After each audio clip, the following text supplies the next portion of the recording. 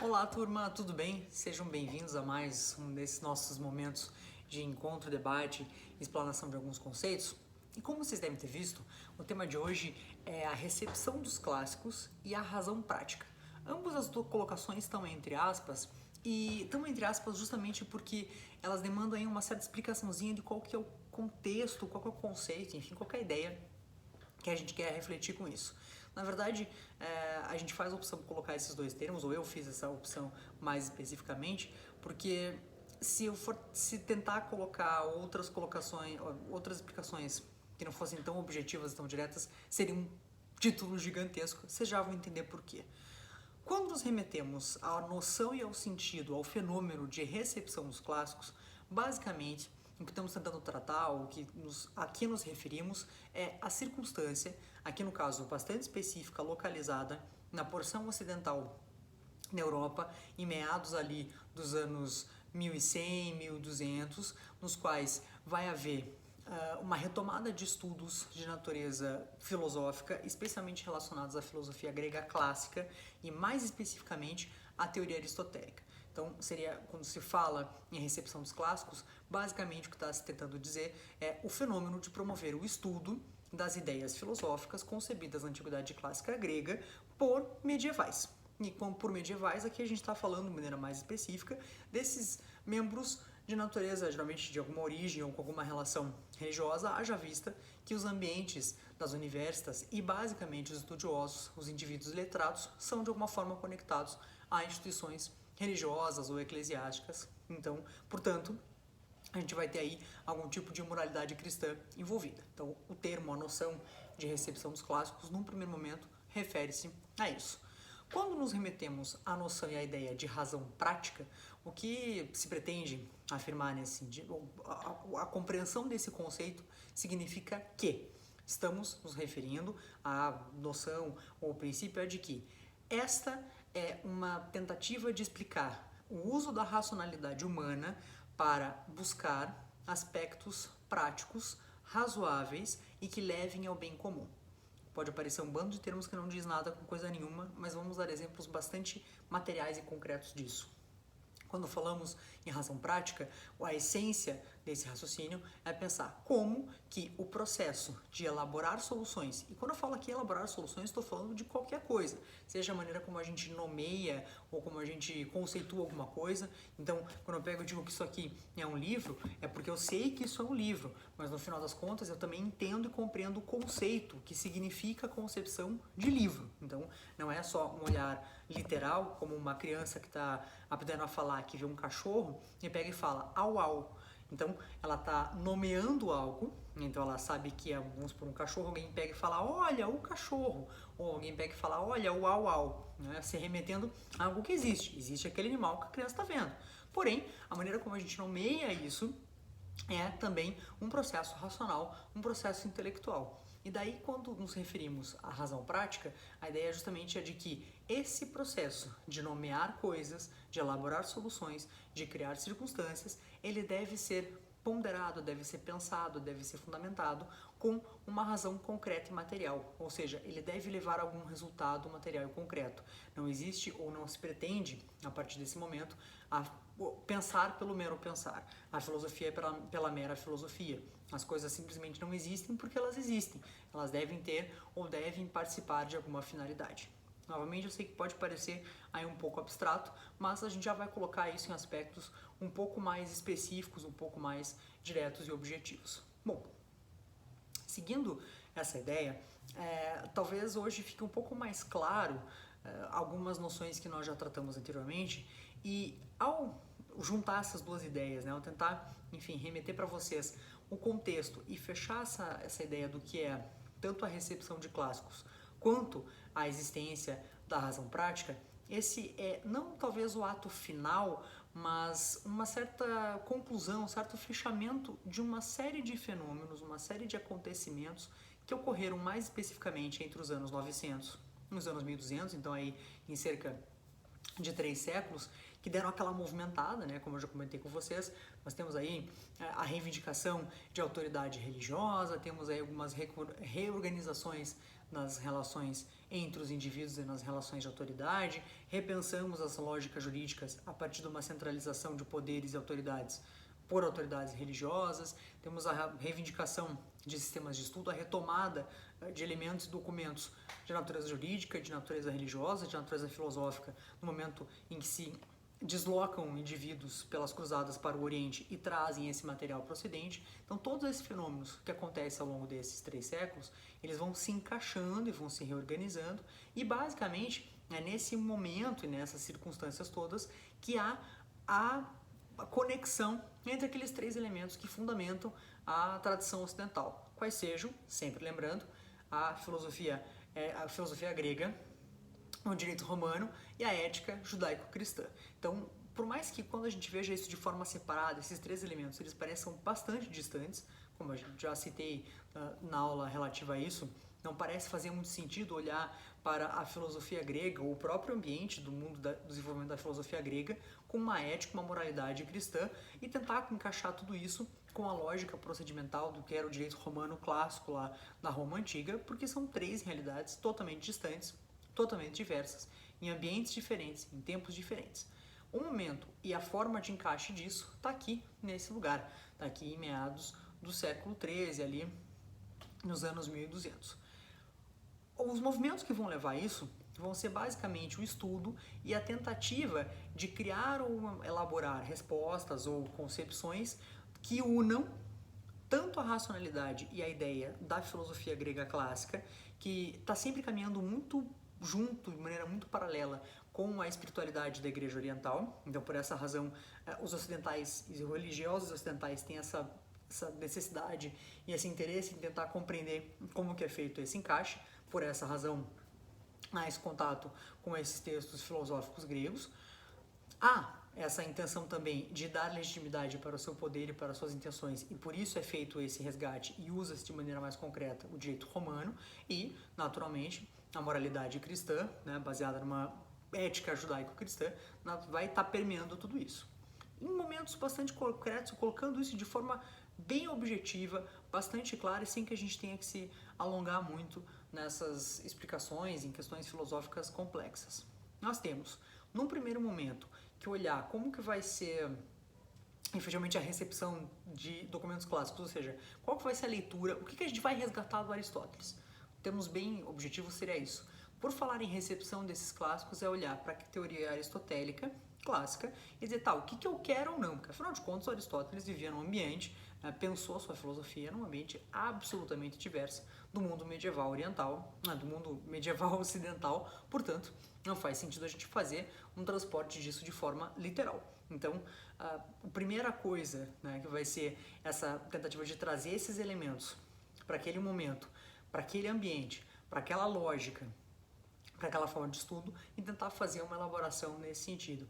E isso, basicamente, vai se remeter a alguns elementos que hoje a gente pode colocar em conceitos bem genéricos, que seria razoabilidade, prudência, racionalidade, flexibilidade. E você deve estar pensando, tá, que bonito, e daí?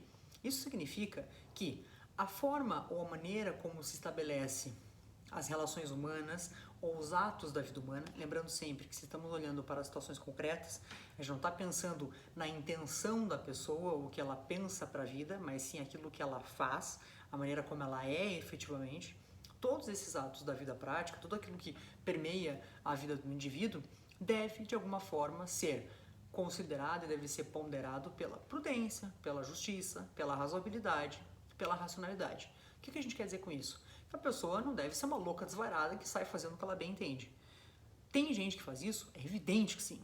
Mas nesse momento, o que se pretende dizer é que o razoável, o adequado, o necessário para o mundo ser legal, para que a gente possa chegar no mundo melhor, atingir a felicidade geral das pessoas e das coisas, é necessário, importante, que as pessoas contenham as suas vontades, ou seja, contenham aquela coisinha que está ali internamente, e elas sejam condicionadas pela prudência, pela razoabilidade, pela racionalidade. Ou seja, elas consigam condicionar os seus comportamentos a partir de uma lógica. Qual que vai ser essa lógica? Bom, a lógica do bem comum, aquilo que de alguma forma vai favorecer todo o grupo. Lembrando sempre que estamos num ambiente no qual a coletividade e o corporativismo sempre estão presentes. Portanto, as pessoas não são muito percebidas como indivíduos, mas sim como uma partezinha de um grupo maior. Então, por isso que se faz tão necessário e é tão importante que haja essa diferença ou essa divisão entre o que é a vontade pessoal individual e aquilo que é o interesse para o bem comum. Isso de alguma forma vai se refletir numa filosofia, uma tentativa de filosofia de tentar evitar a contradição, que pode parecer uma coisa bem estranha, porque é muito difícil a gente não ter embate de ideias. Mas a pessoa que vai tentar colocar isso em aspectos mais expressivos vai ser o Tomás de Aquino. O Tomás de Aquino vai ser um filósofo medieval que nasce ali em 1270 e basicamente o que ele pretende, ele é um religioso, ele é um indivíduo muito pautado pela moralidade cristã, pelos aspectos religiosos, mas em alguma medida é ele que vai conseguir fazer esse equilíbrio de três coisas, né? Seja do direito, seja da filosofia e seja dessa lógica religiosa. Como que ele vai fazer isso? Ele vai justamente recombinar essas noções aristotélicas de razoabilidade, racionalidade, prudência, mas ele vai justamente pegar e dizer, olha, tudo isso no final das contas, né, e lembrando, ele já está num ambiente filosófico, num ambiente educacional, de método, no qual a escolástica já está mais ou menos bem estabelecida. Então, a referência jurídica que está sendo colocada de maneira bem clara naquele momento é o direito romano. Lembrando aquele direito romano que vai ser visto lá no documento de 500 anos antes. Mas ele entende, né? Ele tem essa compreensão de que, nossa, existe uma regra. O que é essa regra? Ele pega e pensa, bom, esse papel que esse pessoal está estudando, esse documento, afinal de contas, isso é o quê? Isso é objeto da vontade de uma pessoa simplesmente foi requisitada para dar uma resposta e ela decidiu o que ela quis ou ela decidiu aquilo que era necessário naquele momento. A grande pergunta do Tomás de Aquino, e claro que isso também tem o objetivo de legitimar esse direito romano, é chegar, ou eu fazer o acolhimento disso, é chegar e dizer, bom, tá, mas afinal de contas essa regra vocês estão olhando com tanto amor, com tanto empenho, da onde que surgiu isso? Isso é vontade da cabeça de uma pessoa, da intenção de um ser humano qualquer aleatório, ou isso é resultado de uma ponderação? Ou seja, qual que é o processo mental, qual que é o processo intelectual envolvido na produção dessa decisão ou dessa regra, né? Então, seja na produção da regra ou na produção da decisão baseada nessa regra. Então, por isso que a gente fala que é um aspecto muito mais filosófico do que necessariamente de criação jurídica. Porém, ele tem um direcionamento prático bastante claro. Eu quero saber qual que é o fundamento dessa regra para eu poder entender qual que é o fundamento disso, compreender de onde que essa regra veio, poder aplicar isso de uma prática com vistas ao resultado bem comum da comunidade e chegar ao resultado mais feliz possível. Pode parecer tudo isso muito abstrato, mas vamos tentar colocar isso em aspectos, novamente, um pouco mais materiais e concretos. Ele vai dizer o seguinte, a lei, ou a lei no sentido do processo legislativo, ou qualquer tipo de regra, ou qualquer tipo de decisão, ela não pode ser pensada, ou imaginada, ou criada a partir da vontade ou da cabeça aleatória de uma pessoa. Isso, em alguma medida, também vai corroborar e vai estar concordando com a ideia anterior de que os indivíduos ou pessoas que têm a atribuição de fazer rituais, de dar decisões, de ter, enfim, autoridade para solucionar problemas, essas pessoas elas não decidem as coisas, ou a vontade delas não é pessoal. Elas são basicamente um instrumento para chegar a uma resposta adequada. Qual que é a resposta adequada? Aquela que é necessária, justa, cabível para a comunidade. Isso vai mudar com o tempo com as pessoas? Sem dúvida. Portanto, imaginar que a própria produção da regra, seja ela o fundamento que tiver, ou a própria existência, a aplicação dela, também é objeto e resultado de uma questão prática e a necessidade de atender à vontade, enfim, e o grupo, a coletividade. Isso é uma coisa interessante que o Tomás de Aquino vai afirmar que, vamos imaginar que uma pessoa é disfuncional no grupo. Quando fala disfuncional, a gente está pensando em qualquer coisa. Alguém que comete um crime, ou alguém que comete um pecado, alguém que faz algo, alguém que pratica alguma ação, seja ela qual for, que está em descompasso com a moralidade geral das pessoas. Na cabeça dele, o que tem que ser feito? Qual que é a concepção e qual que é o desdobramento, afinal de contas, dessa razão prática? Como que tudo isso vai funcionar? Ou, no nosso caso concreto, pensar, afinal de contas, como o direito vai resolver isso? o direito não tem que resolver no sentido, ou essa concepção tomista, não tem que pensar em punibilidade, fazer o corpo doer, ou pensar em excluir a pessoa, seja o que for. A razão final de uma solução jurídica, portanto pensada, a razão pela qual existe uma regra, quem que pensou essa regra, por que ela pensou essa regra, pensando no bem comum, a aplicação disso e o resultado disso, quando alguém é disfuncional, é para a promoção do bem comum. Ou seja, a gente tem que resgatar essa pessoa e retorná-la para o estado de felicidade de todos. Então, a ideia não é você simplesmente excluir, a gente não parte da ideia de que, sempre vai ter alguém que vai fazer algo errado.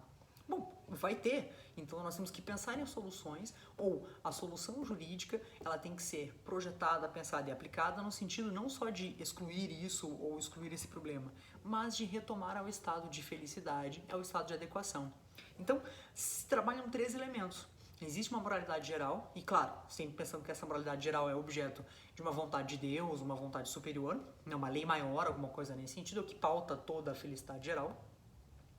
Então, pensa-se a regra. A regra que é pensada, ela não é objeto da cabeça de um indivíduo, não é o senhor, o rei, o imperador, o papa, o cacique do cocar mais alto. Ao se projetar uma regra, ela sempre tem uma finalidade. Então, quando eu vou lá e digo que matar alguém é errado, a ideia é que, sim, quando eu mato alguém, eu estou não só eliminando uma pessoa, mas estou fazendo um monte de outras pessoas sofrerem, isso é um pecado, tem uma série de outras questões envolvidas. Portanto, não é só matar alguém por simplesmente ser um problema. Né? Existe toda uma moralidade em torno disso. E se alguém, por alguma razão, e é natural que eventualmente pessoas cometam desvios, né? Elas racionalmente se deixem levar pelas vontades e façam aquilo que não é adequado ou interessante para toda a comunidade, é necessário que elas sejam retomadas à noção anterior, ou seja, ao sentido de felicidade para todos. Então, sempre pensando, né, a ideia aqui, a concepção é de que há sempre um aspecto prático, uma necessidade de um resultado concreto, material e principalmente positivo. Qual vai ser o fundamento para isso? O fundamento de natureza filosófica vai ser toda a concepção aristotélica, que é clássica lá de trocentos anos antes de Cristo, no sentido de que há necessidade de racionalidade, há necessidade de prudência, há necessidade de concepção organizada de uma sociedade. Portanto, o Aristóteles é o cara que vai conseguir fazer toda essa organização teórica. Então, vai se pegar isso e vai dizer, vamos trazer isso para cá, porém a gente sabe que o contexto é diferente, evidente, né? Nós estamos mais na Grécia Antiga, estamos aqui. Como é que nós podemos transformar isso para a nossa realidade de hoje? Como é que a gente pode adaptar isso para uma sociedade que é fortemente pautada por uma moralidade religiosa? Bom, temos essa organização, estabelecer os cargos, estabelecer os procedimentos e, ao final de tudo, pensar que todas essas colocações terão sempre, sim, ao final, a necessidade de um resultado positivo. Você não simplesmente pune por punir, você não simplesmente tira por tirar, determina por determinar, arranca por arrancar. Todo e qualquer resultado ele deve ser, sim, pautado por algum resultado que tenha alguma natureza ou algum resultado de natureza positiva. Então, pensar, né, essa conexão entre esses três elementos e vejam, a gente está pensando como elaborar a regra, como aplicar a regra, qual que vai ser o fundamento para tudo isso e principalmente, se a gente olha para todo esse contexto de razoabilidade, racionalidade, isso é facilmente compreensível por qualquer pessoa. Alguém não tem que ser formado em direito para compreender a justiça ou a injustiça de uma decisão. Portanto, a ideia é justamente essa, se uma lei ou se uma regra é pensada a partir do bem de todos, por mais que isso eventualmente, a pessoa que para quem esteja sendo aplicado aquilo seja pessoalmente ruim naquele momento, ela compreende que é um mal necessário naquele momento para que ela possa ser resgatada para o bem comum de todos. Então, a regra não é ruim apenas por ser ruim, ela eventualmente traga alguma maldade, vamos pensar assim, algum sentido de justiça, porém com vistas a um bem maior. Então, nós estamos aqui equilibrando três elementos que são muito razoáveis e muito importantes.